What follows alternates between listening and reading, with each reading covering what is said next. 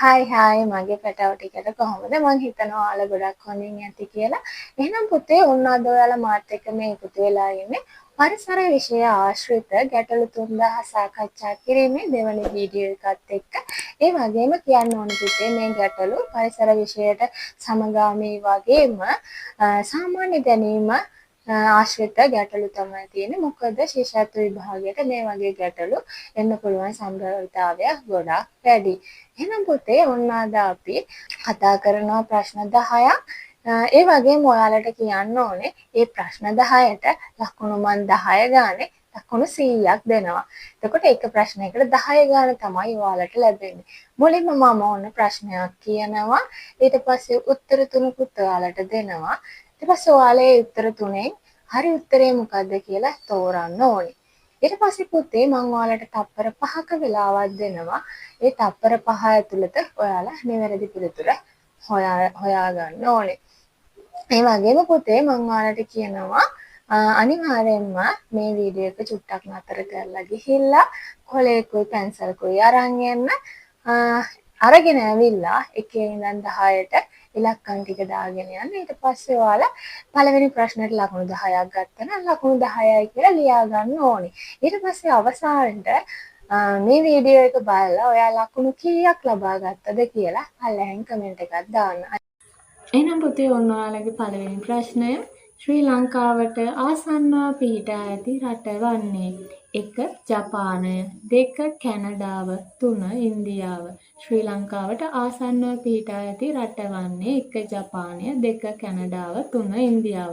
එහෙනම් ඔන්න ඔයාලට තප්පර 5ක් දෙනවා. ටක් ගාලා හිතන්න මොකද්ද නිවැරදි පිළිතුර කියලා.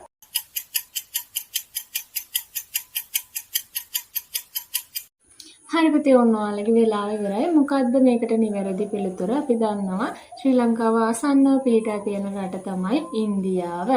ඔන්න එහෙනම් ඔයාලා ලකුණු 10ක් ගත්තනම් කොලේ ලියා ගන්න ඕනේ ඔයාලා ලකුණු 10යි කියලා. කොහෙනම් බලන්න ලකුණු 10ක් ගත්ත කට්ටිය අත උස්සන්න බලන්න කොමගේ පැටව ටික මේ ලකුණු 10ක් ගත්ත අය. හරි. ඔන්න හැමෝම ලකුණු 10 අරගෙන තියෙනවා. එහෙනම් බලමු අපේ දෙවැනි ප්‍රශ්නය මොකද්ද කියලා. ශ්‍රී ලංකාවේ මුල්ම වැව වන අභය වැව සෑදූ රජතුමා වන්නේ ශ්‍රී ලංකාවේ මුල්ම වැව වන අභය වැව සෑදූ රජතුමා වන්නේ 1. දේවානම්පියතිස්ස රජතුමා 2. දුටුගැමුණු රජතුමා 3. පණ්ඩුකාභය රජතුමා.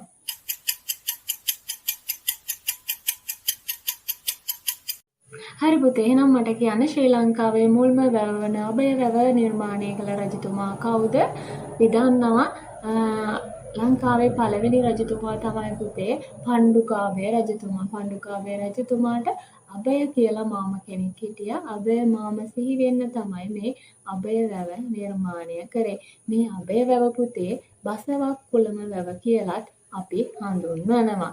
එහෙනම් පුතේ ඔන්න අපේ ඊළඟ ප්‍රශ්නය. ඇඹුල් සහිත ආහාරවල බහුලව ඇති පෝෂ්‍ය පදාර්ථය කුමක්ද?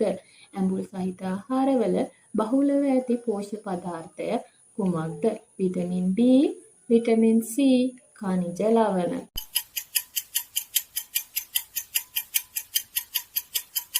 හරි පුතේ මට කියන්න ඇඹුල් සහිත ආහාරවල බහුලව තියෙන පෝෂ්‍ය පදාර්ථය කුමක්ද? අපි දන්නවා ඇඹුල් සහිත ආහාර ගොඩක් අයිති වෙන්නේ පළතුරු වර්ගවලට. අපි දන්නවා එහෙනම් පළතුරු වර්ගවල තියෙන මොනවාද පුතේ? මොන විටමින් වර්ගයද? විටමින් C කියන විටමින් වර්ගය තමයි ඇඹුල් සහිත ආහාරවල වැඩිම අපිට දැක ගන්න පුළුවන්. එහෙනම් පුතේ ඔන්න අපේ ඊළඟ ප්‍රශ්නය සතුන් මගින් ව්‍යාප්ත වන බීජයක් නොවන්නේ. සතුන් මගින් ව්‍යාප්ත වන බීජයක් නොවන්නේ. රම්බුටාන්, ගම්මාළු, අඹ.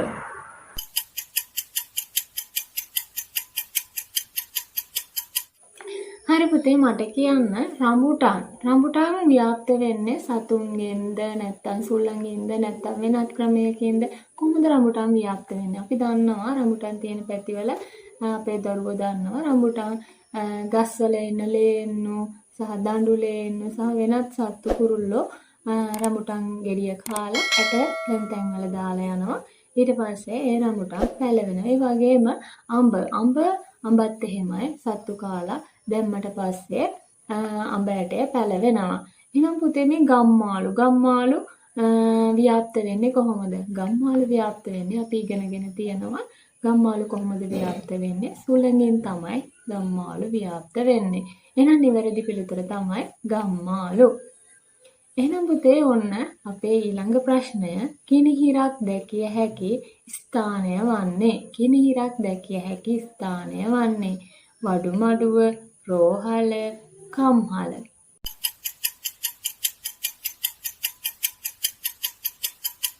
හරි පුතේ කිනිහිරක් දැකිය හැකි ස්ථානය මොකද්ද පුතේ? අපි ඊට කලින් බලමු කිනිහිරක් කියන්නේ මොකද්ද කියලා. පුතේ ඔයාලා දැකලා ඇති කම්මල් නම් ගොඩක් අය දැකලා නැතුව ඇති. ඔයාලා ඒ වුණාට රජ කතා එහෙම දැකලා ඇති. රජ කාලේ ෆිල්ම් එහෙම දැකලා ඇති. එතකොට ඔයාලා දැකලා තියෙනවද යකඩ තලන තලනකට යකඩේ තියලා තියෙනව නේද පුතේ පොඩි ගල් බංකුවක් වගේ එකක් උඩ. අන්න ඒ ගල් බංකුවට තමයි කියන්නේ කිනිහිර කියලා. එතකොට මේ කිනිහිර අපිට දැක ගන්න පුළුවන් මොන කර්මාන්තයේද? වඩුමඩුවේද? නැත්නම් රෝහලේද කම්හලේද? අපි දන්නවා කම්මල් කර්මාන්තයේදී තමයි මේ කිනිහිර කියන භාණ්ඩය අපිට දැක ගන්න පුළුවන්. එහෙනම් පුතේ නිවැරදි පිළිතුර කම්හල. එහෙනම් ඔන්න අපේ වාසනාවන්ත 6 වෙනි ප්‍රශ්නය. සත්ව ආහාර වලින් වැඩිපුරම ලැබෙන පෝෂණ ගුණය වන්නේ. සත්ව ආහාර වලින් වැඩිපුරම ලැබෙන පෝෂණ ගුණය වන්නේ ප්‍රෝටීන්, මේදය, khනිජ ලවණ. ප්‍රෝටීන්, මේදය, khනිජ ලවණ.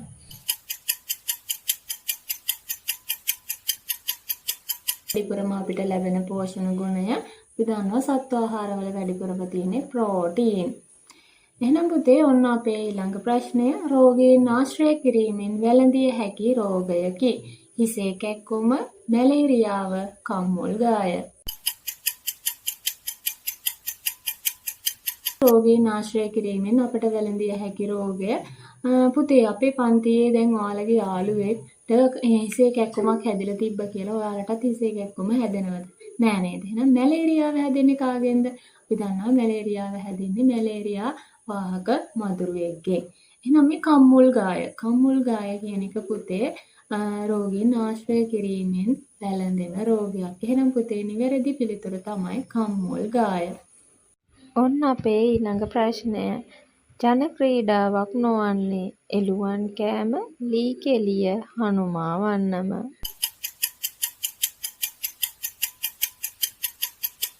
අපි දන්නවා හනුමා වන්නම කියපු ගමන් අපි දන්නවා මේක නර්තන සම්ප්‍රදායට අයිති දෙයක් කියලා. එතකොට එළුවන් කෑම සහ ලී කෙලිය ජන ක්‍රීඩාවක්. හනුමා වන්නම කියන්නේ වන්නම. එහෙනම් පුතේ ඔන්න අපේ ඊළඟ ප්‍රශ්නය බස් රථයක දැකිය හැකි උපරිම රෝද ගණන කීයද? බස් රථයක දැකිය හැකි උපරිම රෝද ගණන කීයද? රෝද 8යි, රෝද 6යි, රෝද 10යි.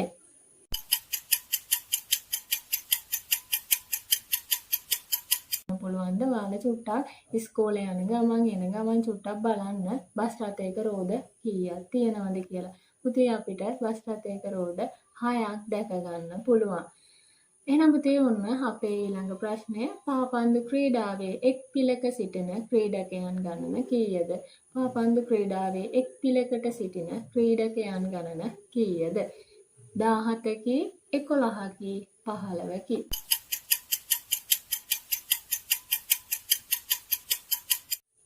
හරි පුතේ මට කියන්න පාපන්දු ක්‍රීඩාවේදී එක් පිලකට සිටින ක්‍රීඩකයන් ගණන කීයද? ක්‍රීඩකයන් 11ක් තමයි පාපන්දු ක්‍රීඩාවේදී එක් පිලකට ඉන්නේ. ඒ වගේම පුතේ කියන්න ඕන මේ ප්‍රශ්නය අපිට සමහර තැන්වලදී පැටලෙන්න පුළුවන්. පාපන්දු කියන්නේ ෆුට්බෝල්, අත්පන්දු කියන්නේ වොලිබෝල්. මෙන්න මේ දෙක පැටලෙන්න පුළුවන්. ඒකින්ද ඔයාලා මේ ප්‍රශ්නේ හොඳට මතක තියාගන්න ඕනේ. ඒ වගේම පුතේ ඔන්න දැන් අපේ ප්‍රශ්න 10ම ඉවරයි. දැන් ඔන්න මගේ පැටව හැමෝම සතුටින් ඉන්නේ ලකුණු 100න් 100 අරගෙන සතුටෙන් ඒ වගේම 100න් 100 ගත්තේ නැති අය දුක් වෙන්න එපා. අපි ඊළඟ පාර 100න් 100 ගමු. ඉතින් අනිවාර්යෙන් අපේ පැටවට පුළුවන්. එහෙනම් පුතේ ඔන්න අනිවාර්යෙන්ම ඔයාලා ලකුණු කීයක් ගත්තද කියලා පල්ලෙහෙන් කමෙන්ට් එකක් දාන්න. එහෙනම් අපි ඊළඟ ප්‍රශ්න වලට හම්බ වෙමු.